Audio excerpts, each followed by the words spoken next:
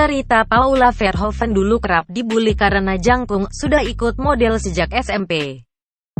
Istri Baim Wong, Paula Verhoeven hingga kini masih mengikuti kegiatan modeling. Meski tak seaktif dulu, tetapi ia mengaku ikut model apabila rindu dunia catwalk. Memiliki tubuh jangkung membuat ibu dua anak ini kerap dibully saat masih di bangku sekolah.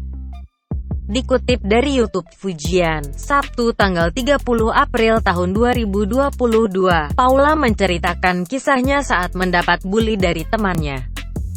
Meski begitu, wanita berusia 34 tahun tersebut mengaku hanya mendapat bully secara verbal. Dalam kesempatan tersebut, wanita blasteran Belanda itu mengaku sudah menggeluti dunia modeling sejak duduk di bangku SMP. Ia mulai mengawali dunia catwalk saat mengikuti Gadis Sampul.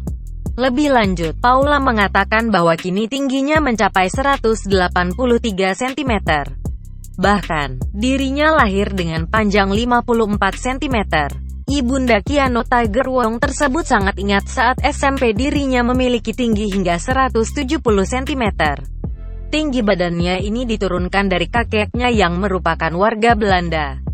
Paula juga mengaku bahwa perbedaan tinggi badannya dengan Baim membuatnya harus lebih merendah atau sang suami yang harus naik dengan bantuan box agar terlihat seimbang.